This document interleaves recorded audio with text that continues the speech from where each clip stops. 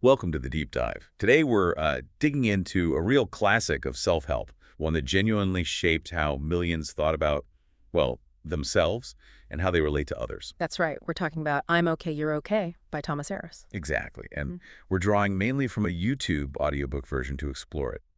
Our mission, really, is to give you a solid, quick understanding of its main ideas and, why it stuck around for so long. And in this deep dive, we'll be unpacking transactional analysis, or TA, which is the framework Harris made so popular. We'll look at where it came from, how it blew up culturally, and its lasting mark on personal growth. Okay, so let's get into it. I'm okay. You're okay. It didn't just, pop out of thin air, right? No, definitely not. It landed right in the middle of a self-help boom, and it really built on some earlier psychological ideas. A key name here is Eric Berne, psychiatrist. His book, Games People Play, from '64, that was the first big introduction of transactional analysis. Right. And Thomas Harris, he was actually Berne's protege. He took those core TA ideas and, well, he made them accessible, really brought them to the masses with his book in 1969. And that's what's so interesting, isn't it? How Harris managed to take Berne's theories, which could be kind of complex, Uh-huh. They could be quite academic. and just simplify them. You can almost picture him, trying to make psychology something everyone could grasp. He really boiled it down to those four basic life positions, didn't he? Culminating in that really powerful phrase, I'm okay, you're okay. Yeah, and suddenly people had this new language, this framework for thinking about how they interacted. Hmm. Started talking about their ego states. And it just took off. 15 million copies. That's huge. It shows people were really hungry for this kind of straightforward understanding. Yeah, the title itself just entered the lexicon, didn't it? Became a household phrase. And that fun fact that he actually doodled the title in his notes. Yeah. It feels very sort of direct. Mhm. Captures that late 60s vibe somehow. It does. And here's something really interesting. You look at wellness influencers today, Mm. right? Mm-hmm. You can still often see the echoes of Berne and Harris. It's like their work laid down some foundational bricks for how we even talk about well-being now. It really highlights that fundamental human need, doesn't it? To understand ourselves, to connect better. Exactly. The language might change, the trends shift, but those core needs, they stay pretty constant. So, how did this book actually become such a juggernaut? Published April '69, but it wasn't an overnight success, was it? No, not at all. Quite a modest start, actually. Just a 7,500 copy print run initially. Wow. No big marketing push either. Right, but then something started to happen. Good old word of mouth. So it grew slowly at first. Very slowly. End of '69, maybe just over 20,000 copies sold. The real shift came in 1970. Two things really kicked it off. Okay. First, book clubs, especially in the Midwest, they picked it up, started creating these little grassroots discussions. Interesting. And second, maybe even more important, therapists out on the West Coast who already knew about TA started recommending it to clients. Right, so it got professional validation too. Exactly. And churches, interestingly, also jumped on board, used it for adult discussion groups. So it spread through these different networks. Mm-hmm. And by the summer, it was huge in bookstores, especially chains like Dalton's. That really set the stage for it hitting #1 on the New York Times list in June '72. And then came the paperback deal. Oh, yeah. Avon Books, $1 million, which was just astronomical back then. A record, right? Hmm. Even beat Berne's deal for Games People Play. It did. Yeah. So even if some critics were a bit sniffy at first, readers clearly connected with it. Sold over 1 million copies in just months after that paperback release. That really shows how psychological ideas were starting to break into the mainstream, doesn't it? A real public appetite for accessible stuff. Absolutely. It wasn't just abstract theory anymore. And it wasn't just America either. It went international. It did. You had Ich bin okay, du bist okay in Berlin, the French edition being talked about in Paris.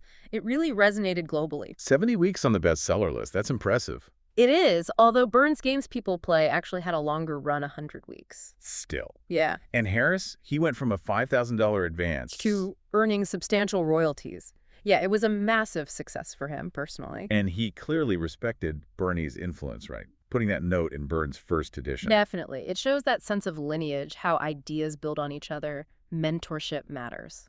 Though his follow-up, Staying Okay, never quite hit the name heights, did it? No, it didn't. Sometimes capturing that initial public spark is, well, lightning in a bottle. Yeah, but the original book, I'm Okay, You're Okay, It really embedded itself in the culture, that 1972 New Yorker cartoon. Ah, yes, that's always a sign, isn't it? When the New Yorker is riffing on it, you know it's gone mainstream. It's part of the cultural conversation. Exactly. It's a perfect snapshot, showing how widely that core message had seeped into everyday thinking. Now, there's a bit of confusion online about the publication date, isn't there? Some sites say 67. Yeah, you see that pop up.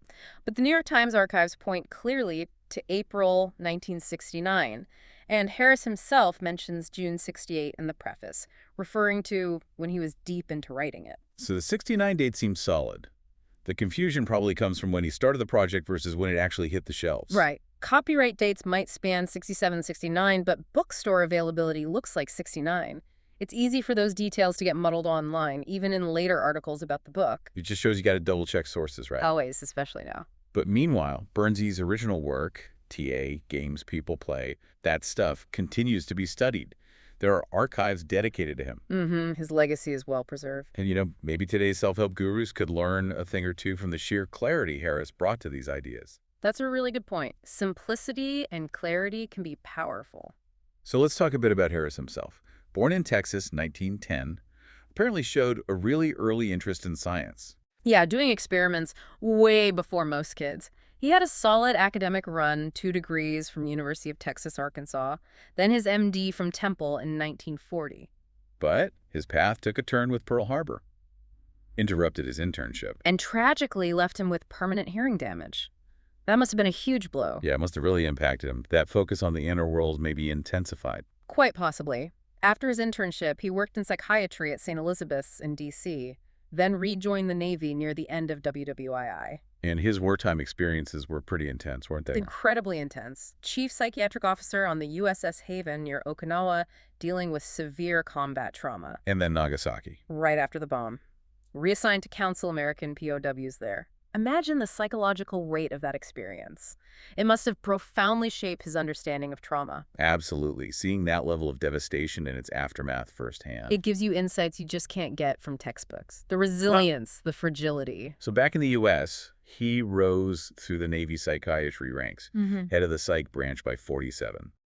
But he also kept learning, studying under big names like Harry Stack Sullivan and Frida from Reichman. Which, interestingly, parallels Berne's own training influences. It does. Shows they were both engaging with the leading edge of psychiatric thought at the time. He retired from the Navy as a commander in 54, then took on a civilian role in Washington State, overseeing institutions. Right. And there was that incident during the prison riot at Walla Walla in 55. Showed remarkable calm under pressure. Negotiating with inmates, he later joked it was his crash course in group dynamics. Huh. Speaks volumes about his composure, doesn't it? Staying grounded in chaos. But eventually, the bureaucracy got to him. He wanted more direct patient work. Seems so. He left the government job in 56, set up private practice in Sacramento, and then came that crucial meeting. With Eric Berne and Carmel. Exactly. Berne was developing TA, this new way of looking at interactions, mixing some Freudian ideas, but focusing on the between. And it clicked for Harris. Big time. By 1960, they were collaborating closely, using TA in their practices. And when Games People Play became that surprise bestseller in 64. Harris was right there, helping to solidify TA's credibility, co-founding those San Francisco seminars to train others. So that meeting really was pivotal. Berne's focus on observable stuff gave Harris a concrete framework. It did. And their collaboration was essential for getting the TA movement off the ground. Colleagues apparently remembered Harris for having a dry wit. Yeah, comparing analyzing ego states to decoding a teen's eye roll. That mix of military discipline and, well, a bit of irreverence made him a good bridge figure, maybe, between the old school and Berne's newer ideas. I think so. And he was active in the community, attended that big TA conference in 66 with Berne's daughter, Ellen. That humor makes him seem approachable, reinforces that mission to make psychology understandable. Definitely. Now, while Berne's book put TA on the map, Harris saw a potential issue. The language. Too academic. Exactly. He felt it was a barrier for the average person, and he was determined to fix that. So he took the core TA concepts. And just explain them more simply, really zeroed in on his theory of life positions. He felt that underlying I'm not okay, you're okay feeling was so common. And he used that same smart branding strategy as Berne, a simple, catchy title. I'm okay, you're okay. Built on the buzz Berne had created, and boom, instant success. really cemented Harris's place in the self-help world. That focus on life positions, especially the I'm not okay, you're okay, one, it must have just hit a nerve with people. It really seemed to gave them a handle on those feelings of inadequacy. But not everyone was thrilled with his approach, were they, after Berne died suddenly in 70? Right. Some disagreements popped up in the TA community. Some felt Harris had, well, dumbed it down too much. For fast food psychology comment. Yeah, that came out during a symposium in 74. A bit harsh, maybe, but it reflects that tension. The tension between popularizing ideas and keeping the theory pure. Exactly. It's a common challenge. But Harris, he stuck to his guns. His mission was democratization, making these tools available. By the 80s, he'd mostly stepped back from clinical work. Settled down in Sacramento with his wife, Amy. They put out that follow-up, Staying Okay, in 85. More practical application, less theory. But it didn't have the same magic. No. Still, many readers found it useful, even if the critics weren't wowed. He made complex ideas accessible to millions who might never have picked up Berne's original work. And ultimately, Berne and Harris, they share a lot, didn't they? Military psychiatry and WWII, post-war practices in California, similar mentors like Erik Erikson. Yeah, those parallel tracks are interesting. Berne in Carmel, Harris in Sacramento.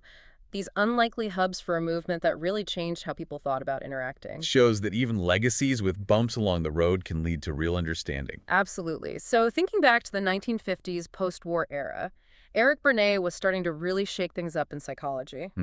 He was refining his therapy methods, and his curiosity led him to develop this whole new framework. Transactional analysis. TA, he presented it first in 57, got it published later. It was a totally fresh take on group therapy. Focusing on the actual exchanges between people. Right. Yeah. Analyzing social interactions. Exactly.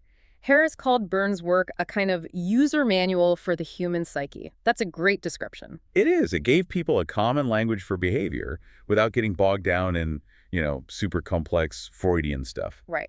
Think simple. Someone says hello, stimulus, someone replies, response.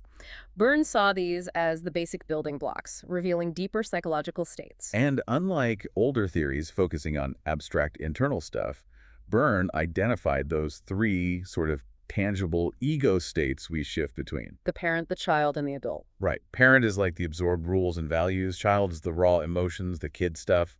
And adult is the logical, objective processor. And Harris used that great road trip analogy to explain it later. Yeah. The parent nagging, the child wanting snacks, the adult trying to actually navigate. Makes perfect sense. But these ideas, they weren't instantly embraced everywhere. Berne faced criticism. People thought it was too simple. Pop psychology. At one symposium, that's exactly what critics called it. But Berne's response was classic Berne. What'd he do? He basically did impromptu therapy sessions right there. Showed them how TA could help people sort out real relationship conflicts. Hands-on, practical. That became a real strength of TA. He knew traditional psychiatry could seem intimidating, didn't he? That preface comment. Comparing it to hunting for invisible cats in a coal cellar, hilarious, but pointed.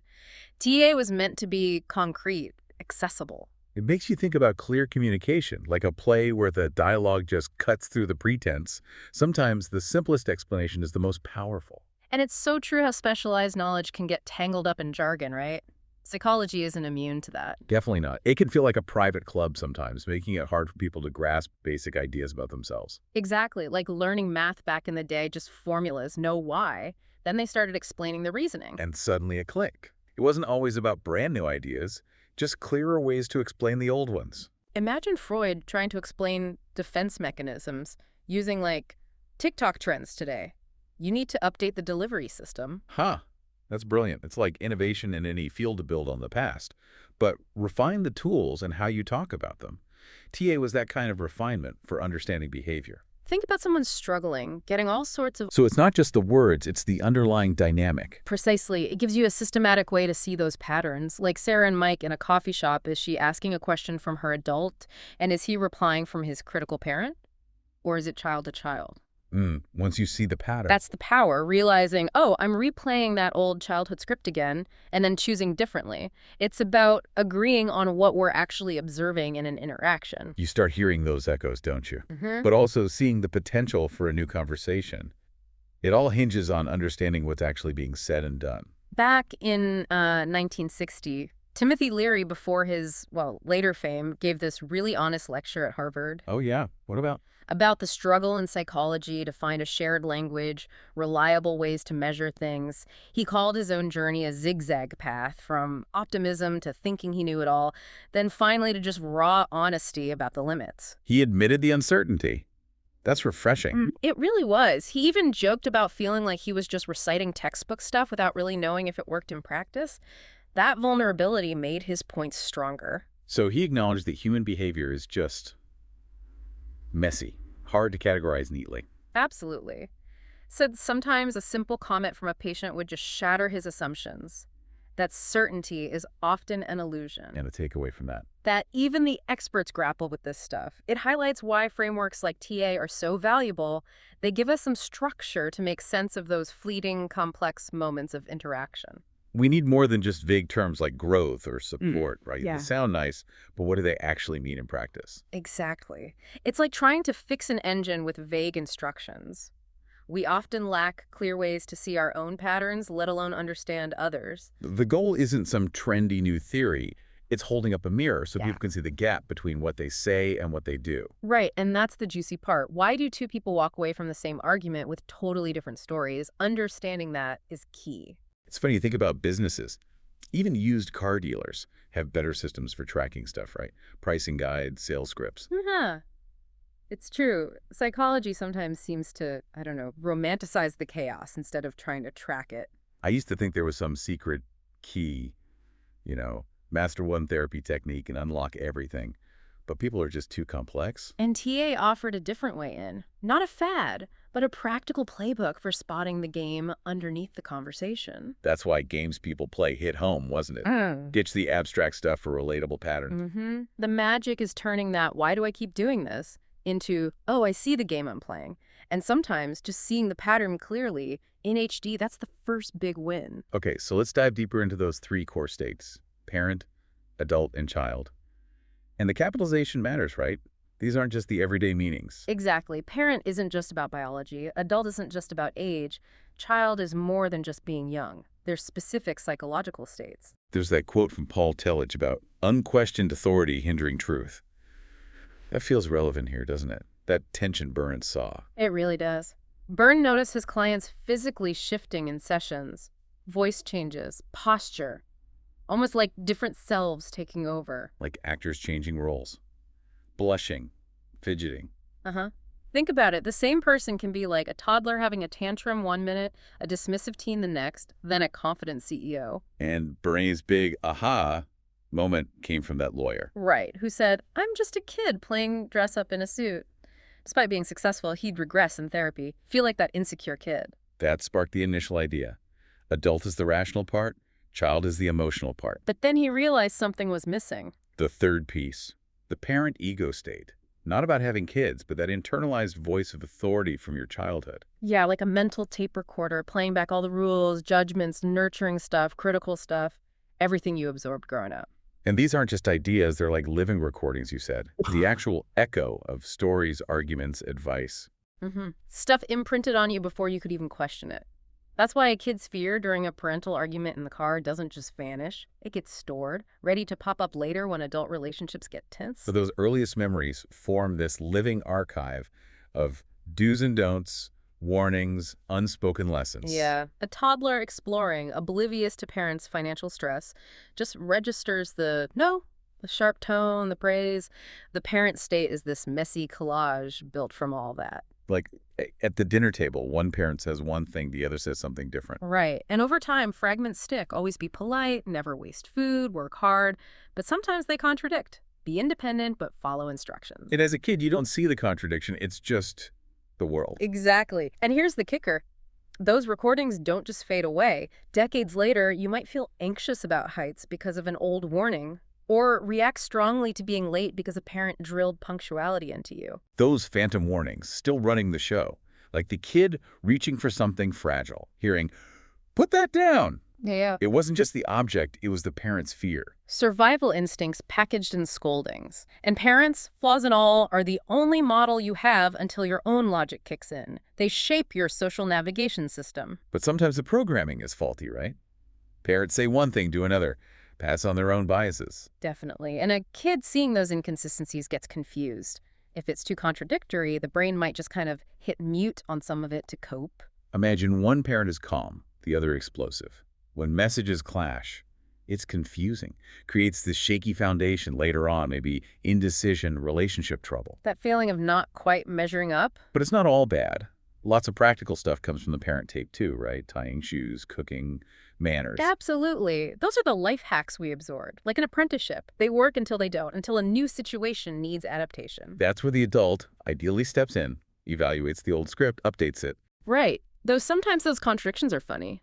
Like the parent lecturing on healthy eating while sneaking cookies. Classic. But those clashes between what we were told and what we observe or learn later, they can be really revealing, can't they? Signs of conflict between the adult and an old parent tape.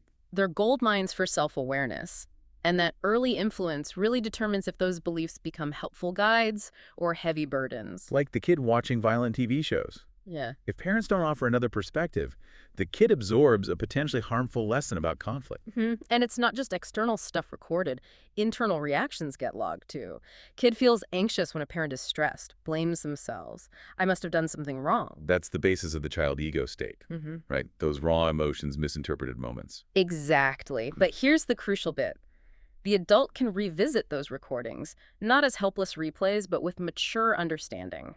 Update the narrative instead of letting it run on autopilot. Okay, so the child state. It starts with that clash, doesn't it? The kid wants to explore, make noise, test boundaries. And the parents, often with good intentions, impose limits. Be quiet, don't touch. Approval becomes this shaky currency. And the kid often doesn't get the why behind the rules, leading to that feeling that their natural impulses are, well, not okay. That's the core of the not okay child. That feeling of being flawed, inadequate, gets etched in deep like a wound. Surprisingly common, even with loving parents. Your daughter's comment about the sandcastle sums it up perfectly. If we're all supposed to be okay, why do I feel like I'm always messing things up? Brutal honesty from a kid. But the child state isn't just the not okay stuff, is it? No. It's also where all the wonder, joy, creativity lives. The excitement of novelty, pure laughter, imagination. It's like the not okay child is the backseat driver. Sometimes those old feelings hijack your adult reactions. You overreact to a small work setback, feel super anxious socially. Like the sandcastle frustration resurfacing. Exactly. Yet that same child state holds the spark that makes life vibrant. Remember that quote? We're all a little cracked. That's where the light gets in. Love that. The child's mind is this vivid archive of early discoveries. First taste of ice cream, favorite teddy bear, rain fascination. Those moments, lullabies, routines they embed deeply. Positive memories offer comfort. But yeah, the frustrations leave their mark too. That inner scraped knee, the not okay child feeling. So when do these parent and child tapes mostly get locked in? TA suggests by kindergarten, the basic patterns are largely set. And school reinforces them. Learning to share, navigating playground politics. Practice makes permanent sometimes. And kids feel the full range of emotions by age 5. But the adult starts emerging earlier, around 10 months. Yeah, that shift from just reacting to intentional action reaching, exploring purposefully, that's the dawn of the adult. Those first wobbly steps, the first rebellion, the adult starting to take the wheel. The adult emerges as this tiny, critical thinker amidst the spills and timeouts. It's the analytical processor, constantly juggling input. Input from where? 3 places. The parent's ingrained rules, the child's emotional reactions, and real-time observations from the present moment. And its critical job is to audit those old parent teachings, do they still apply? And to evaluate the child's emotional reactions, are they appropriate now? like learning by doing. Touching a hot stove confirms the warning. Sharing a toy works out well. Mastering a task builds confidence. Right. And when parental guidance consistently matches reality, trust builds. But even when the adult understands why a fear exists. The emotional memory can still linger, like a song stuck in repeat. Totally. Like Liam, who is yelled at for running into the street. As an adult, he knows traffic is dangerous, but might still feel that anxiety surge near a busy road. The adult gets it, but the child memory is potent. But the adult can learn to manage those memories, right? Like a savvy DJ curating the emotional playlist. Great analogy. Knowing when to let feelings surface, when to turn down the volume. We can't erase them, but we can contextualize them. Like the teenager on their first solo subway ride. Parent rules in their head, child nerves kicking in. But the adult is planning the route, staying aware, feeling that independence. That's the adult negotiating between the parent tapes and the child feelings. It's the mediator, the software updater, refreshing old beliefs with real-world data, fine-tuning reactions. And it's also the risk calculator. Kids often lack that. Acting impulsively, the adult learns to weigh consequences. But the adult can get overloaded, can't it? No. Unchecked assumptions, stress. Oh, yeah. Like trying to navigate Manhattan gridlock when you're already stressed and late rational thought goes out the window. Your adult processing power tanks. You react from parent or child. So the adult needs practice, like a mental gym. Exactly. Like your friend Sarah counting green cars during road rage, deliberately engaging the adult to override the impulse. But under extreme pressure, the child can still hijack things. For sure. The boundaries blur. Bad news triggers regression. Trauma amplifies danger signals, makes that child "I'm worthless" belief roar back. Like a panic attack, the rational adult is swamped by the child's fear. Trying to just reason with someone then often doesn't work. Right. You often need to address the emotion first. And treating adults like helpless kids backfires. Empowerment helps reboot the adult. So therapy often involves sorting those mental files, sifting parent beliefs, testing against adult reality, understanding child origins. That's a core part of it, organizing the internal landscape. And innovation, creativity, that comes from the child's curiosity plus the adult's critical thinking. Ideally, yes. But creativity needs breathing room. If you're bogged down by internal conflict or rigid parent rules, it stifles free thinking. Like disciplined debates, free up mental energy because the structure's there. But conflict lingers when a kid's experience clashes with parent truths.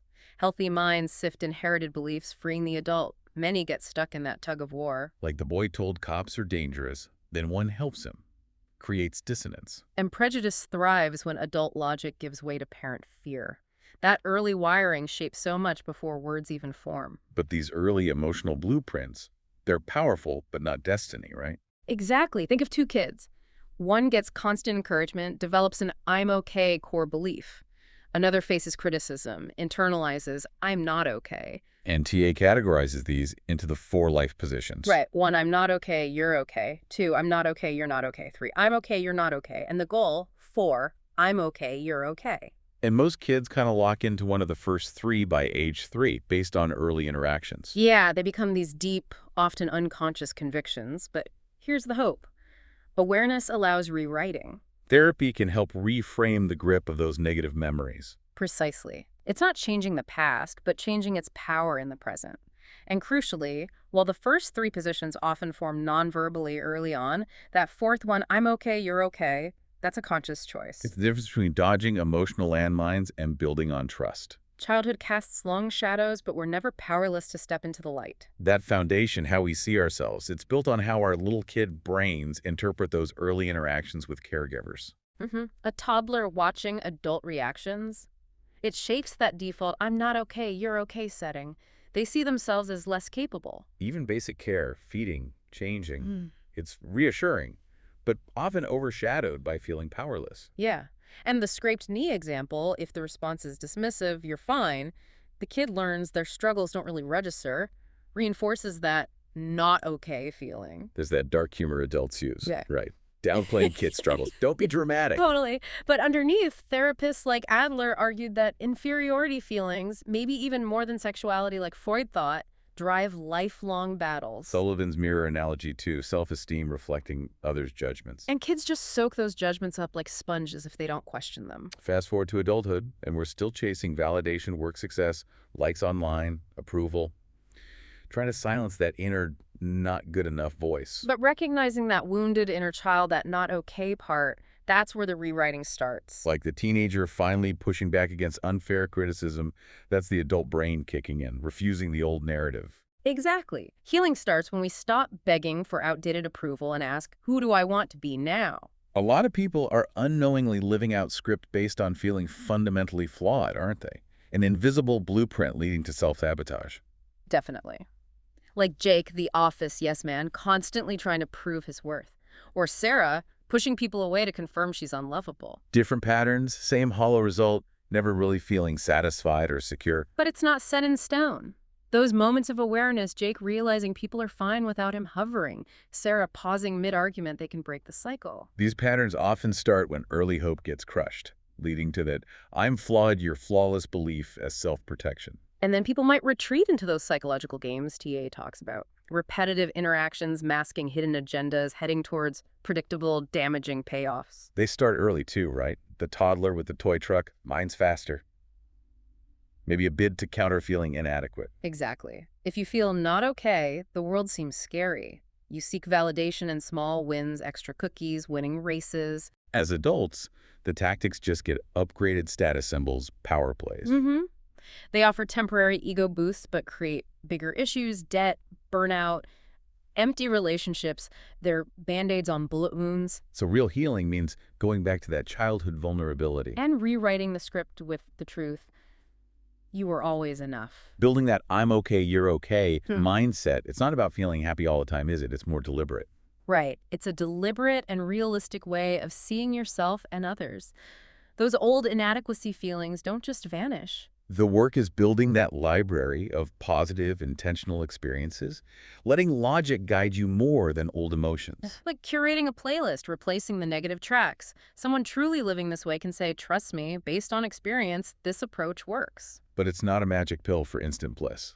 Growth takes patience. Definitely. The inner child wants the quick fix, but overcoming lifelong patterns takes time.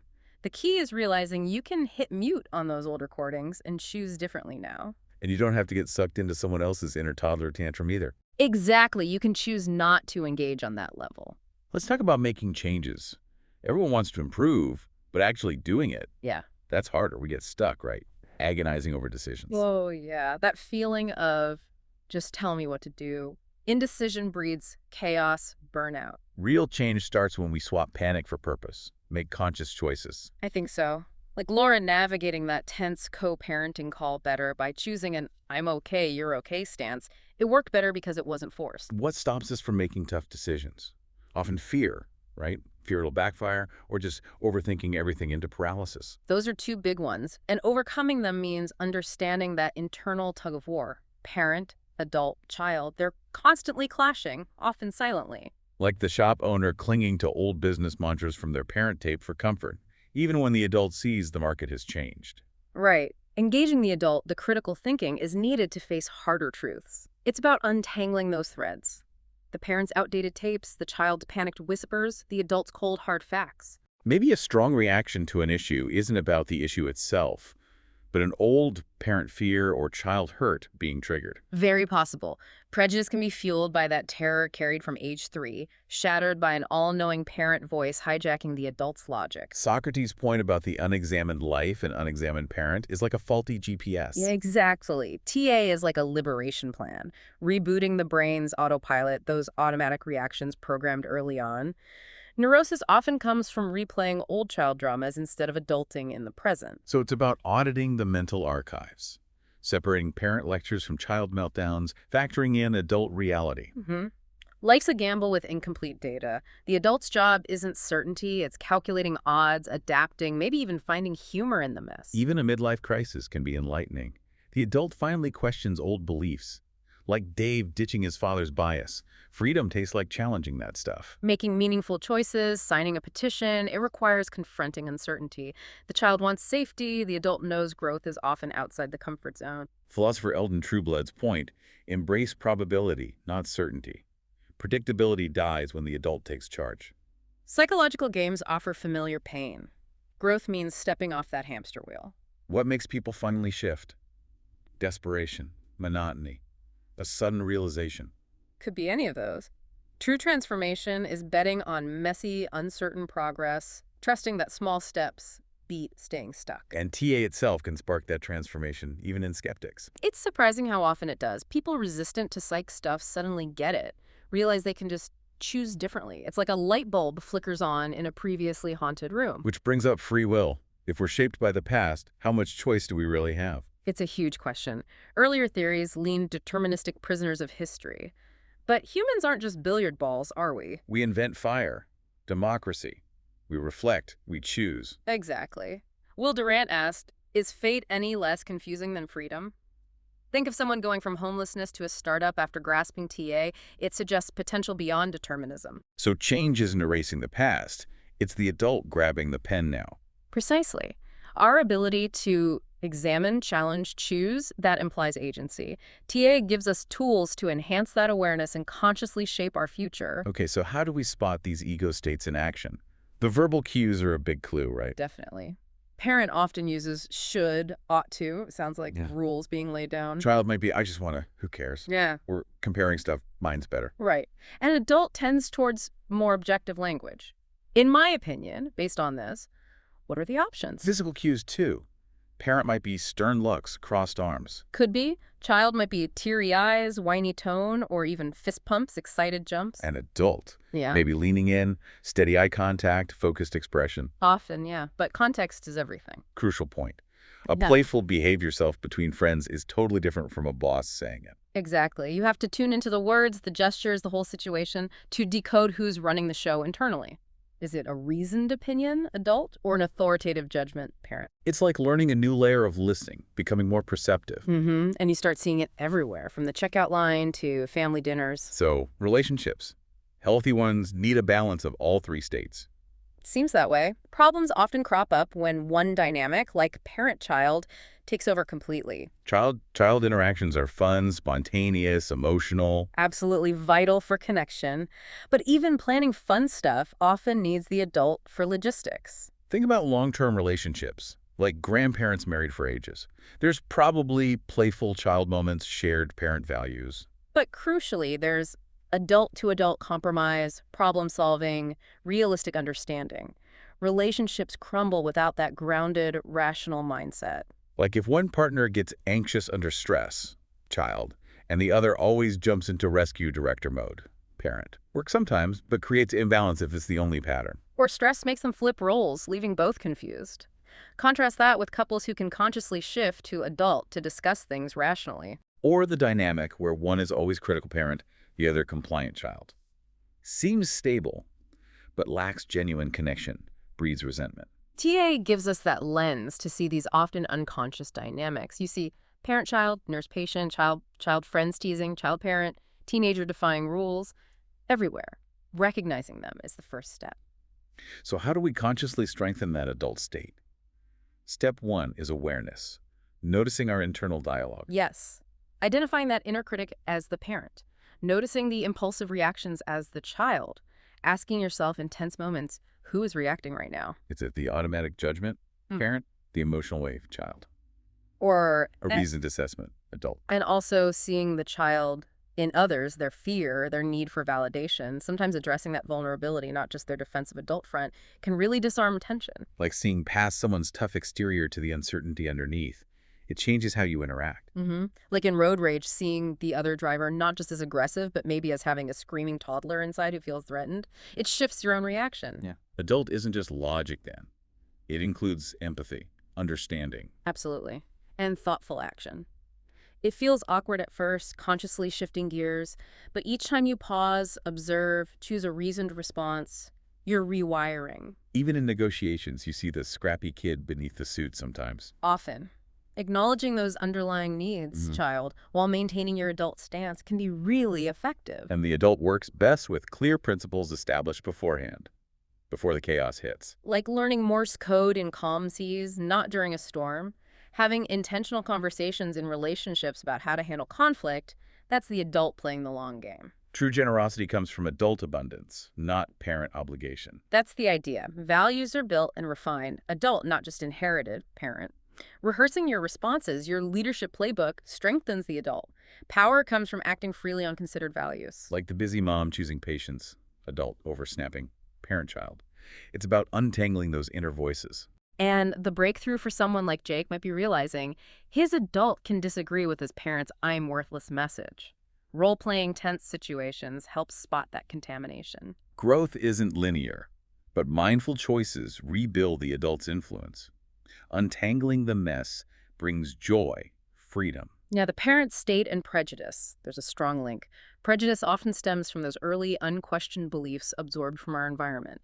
Stereotypes learned subtly or through parental silence. And clinging to those old parent scripts feels safer than questioning them. Often, yes. Delusions are like extreme versions, fear-twisting logic to fit the belief. Hallucinations can be like past wounds invading the present, mirroring childhood chaos. Exclusion, too directed outward or inward at parts of ourselves. A misguided attempt at protection, like the workaholic avoiding personal issues. And the irony is, those rigid shells hurt others. Healing isn't erasing the past, it's balancing it, the adult making room for a more open way of being. You can't just fabricate joy if it wasn't nurtured early, which leads to the challenge of individuals lacking a moral compass due to damaging childhoods. Right. The classic manipulator lacking guilt. Childhoods in survival mode can lead to lifetimes of emotional scavenging, exploiting others without remorse. Science backs up the need for early nurturing. Can you just update someone's conscience like software? Doesn't seem possible if it never developed.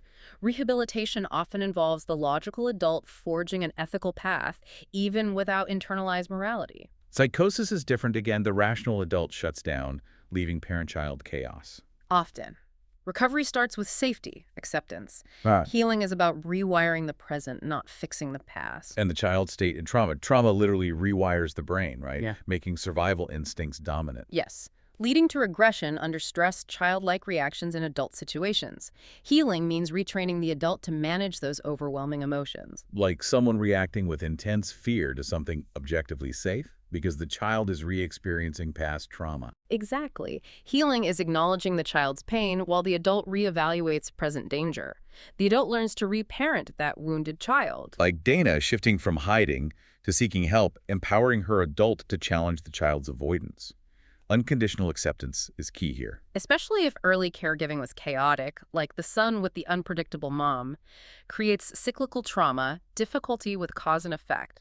Modern therapy helps rebuild those logic bridges. And sometimes medication or therapy is needed to stabilize things when adult-child boundaries blur significantly due to trauma. A key part of healing is learning that current criticism or praise doesn't carry the same life or death weight as childhood extremes did. Now, the parent state and those generational patterns, unexamined beliefs getting passed down, creating cycles of dysfunction. Yes, the not okay parent transmitting their insecurities. Healthier families have an adult who can step back, evaluate the rules, choose what to keep. Like the cycle of yelling, modeled, then repeated. Breaking it requires the adult consciously choosing a different response. Learning kindness and competence don't require superiority. Shifting I'm okay, you're okay, from just an emotion to a rational principle applied consistently. The child gets fixated on comparisons, right? Yeah. Why them, not me? While the adult recognizes talent isn't the sole key to happiness, role-playing conflicts help spot the ego states. Like Tom, despite learning challenges, using adult logic to mediate a playground fight instead of melting down child. It's that shift from explosive emotion to clear-headed logic. Lectures are useless when emotions rule. You need to engage the adult's ability to breathe and think. Even kids get the idea of needing a reboot after a tantrum. And Carolyn using the I'm okay, you're okay ritual to engage her adult and avert a crisis. Self-control builds over time through real experiences. Parents mastering PSE can guide kids through tradition, parent, emotion, child, and problem solving. Adult. Think of Mia's lunchtime dilemma hearing all three inner voices. Adolescence is that brutal upgrade, childhood mechanisms lingering. Teens rewriting mental code, rebellion becoming passion, growth remixing old tapes. Overcoming impulses needs conscious adult engagement. Teens wrestle internalized authority. Parents default to old ways. Reinventing tradition, like a responsibility right, can be better than just rules. Culture asks, what will you become? But doesn't always equip teens to escape past scripts. Families shifting from directives to co-authored agreements, that's adult thinking. A student's journey can feel like a backward road trip until the mental files get organized.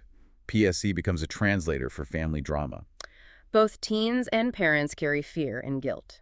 Breakthroughs happen when they see each other's inner child. Homes as emotional zoos needing PSC strategy. Some cling to drama, others seek a pause. Removing a teen from chaos can let their adult emerge.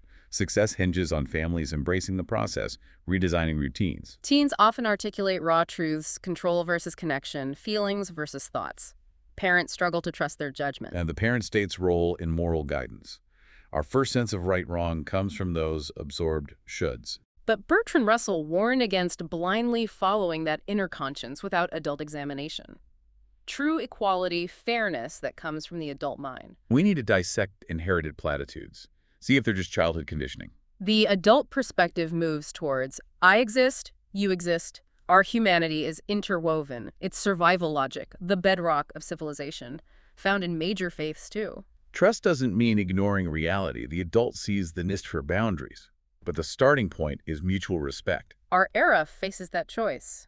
Respect or destruction. I'm here, you're here isn't fantasy, it's a forgotten truth. Teilhard de Chardin saw evolution towards higher consciousness, interconnectedness. I'm okay, you're okay, echoes that. And the child's self-perception that I'm flawed, your whole conviction drives self-sabotage. The inner parent judge runs a rigged court against the child. The adult steps in as the lawyer, cross-examines the accusations. Realizing I'm not okay was a survival tactic, not truth. The breakthrough is questioning that lifelong dogma. Which requires the adult critically examining beliefs, even sacred cows, roasting inherited ideas. Because truth decays. One generation's liberation becomes the next's prison. We need adult-driven principles, not hand-me-down parent guilt trips. The freed adult curates inherited norms. Culture is a relay race, needing evaluation. Moral compass starts with parent, needs adult calibration. Finally, that connection between I'm okay, you're okay, and grace, unconditional acceptance. Harris saw it in Christianity, Jesus' message of love regardless of flaws. Modern theologians like Tillich interpret grace as that divine affirmation. You're already enough? Like Jesus and the outcast woman, radical acceptance, Harris saw TA aligning with that inherent worth, his theological footnote. So while this deep dive wraps up, the exploration continues for all of us. Okay, so to recap quickly, we've journeyed through I'm okay, you're okay, and the power of transactional analysis, the big idea. Understanding your inner parent, adult, and child gives you real clarity on your behavior and relationships. And the key takeaway for you, listening, is putting this into practice. Noticing which ego state is driving you or someone else in a given moment. That's a powerful tool for better communication and connection. Right. And here's a thought to take away. Think about a recent conversation, just one.